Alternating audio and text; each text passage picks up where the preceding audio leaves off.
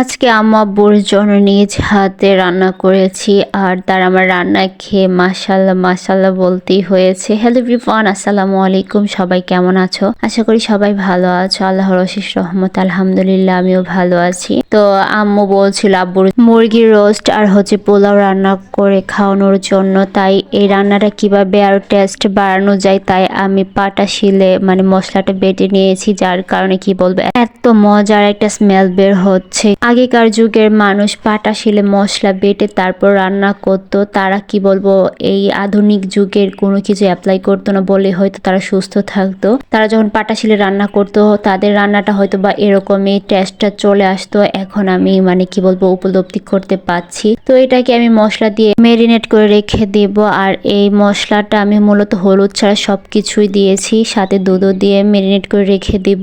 তারপর আমি এখানে একটু লেবু দিয়েছিলাম, লেবুটা আমার পরে মিসিং হয়েছিল। সব মশলা দিয়ে ভালোভাবে মেখে ছেঁকে তারপর আমি রেস্টে রেখে দিব। রেস্টে প্রায় আমি 1.5 ঘন্টার মতো রেখে দিয়েছিলাম। আর মূলত মেরিনেটের উপর অনেকটা টেস্ট ডিপেন্ড করে, আমি আগেও বলেছি। তারপর আমি চলে এসেছি পোলাও রান্না করার জন্যই। তো আমি পেঁয়াজ দিয়ে দিয়েছি। আমি পেঁয়াজ আর তেলটা একটু কমিয়ে দিয়েছি, কারণ তেল আর এগুলা খেলে আমাদের গ্যাসের প্রবলেম হয়। যেহেতু আব্বু আম্মু বৃদ্ধ হয় তাই তাদেরকে চেষ্টা করি তেলের খাবারটা একটু কম খাওয়ানোর জন্য। কিন্তু এখানে পোলাওতে তেল দিতে হবে, তাই আমি অল্প পরিমাণে তেল দিয়েছি যেন বোঝাও না যায় এটা তেল দেওয়া রান্না করা হয়েছে। এটা অনেকটা আমি ভাতের মতোই রান্না করেছি। তো টেস্ট বাড়ার জন্য কিশমিশ, ধনিয়া, জিরা গুঁড়া, এলাচি, দারচিনি এইগুলো দিয়ে ভালোভাবে ভেজে নিয়েছি। যখন দেখবো এটা ভাজা হয়ে গিয়েছে তখন আমি এখানে ঠান্ডা পানি দিয়ে দিয়েছি। অনেকে হয়তো বা গরম পানি দিয়ে রান্না করো, আমি এখানে ঠান্ডা পানি দিয়ে রান্না করি। তো এইভাবে রান্না করা শেষে যখন হয়ে গিয়েছে আমি 3 টুকরো করে কাঁচামরিচ দিয়ে দিয়েছি উপরে। এটা আমি রেস্টে রেখে দিব। দমে রেখে দিলে কি হবে, যখন কতগুলো চাল না ফুটে থাকে এগুলো ফুটে যাবে। তারপর তেল গরম করে আমি মেরিনেট করা মাংসটা দিয়ে দিয়েছি। এতে এখন আমি মাংসটা ভালোভাবে ভেজে নিব। যখন দেখবো মাংসটা শক্ত শক্ত হয়ে ভাজা হয়ে গিয়েছে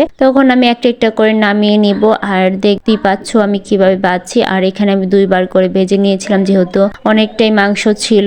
তো এইভাবে আমি মূলত সবগুলো মাংস ভেজে নিয়েছিলাম। আর যখন মাংস ভাজা শেষ হয়ে গিয়েছে এই তেলেই আমি মেরিনেট করার সময় যে দুধ দিয়েছিলাম, মশলা দিয়েছিলাম, ওইটা আবার দিয়ে দিয়েছি। এখন এটাকে আমি ভালোভাবে কষিয়ে নিব। সেখানে আমি টমেটো দিয়েছি, তেজপাতাও দিয়ে দিয়েছি। আর এখানে আমি রোস্টে একটা মশলা কিনেছিলাম, আর এই মশলা থেকে আমি অল্প পরিমাণে মশলা দিয়ে দিব। যেহেতু আগে মশলা দেওয়া হয়েছিল তাই এখানে আমি এখন মশলাটা একটু কম পরিমাণেই দিব। তারপর মশলাটা আমি ভালোভাবে কষিয়ে নিয়ে মাংসটা দিয়ে দিয়েছি। মাংসটা কিছুক্ষণ সিদ্ধ হওয়ার পর এখানে আমি ডিম দিয়ে দিব। আর ডিমের কুসাদ থেকে দেখো আমি ডিম সরিয়ে ফেলেছি। আমি এত ভালো করে ডিমের কুসাদ ছড়াতে পারি না। যাই হোক, তারপর 3-4টা কাঁচা মরিচ দিয়ে আমি রেস্টে রেখে দিব।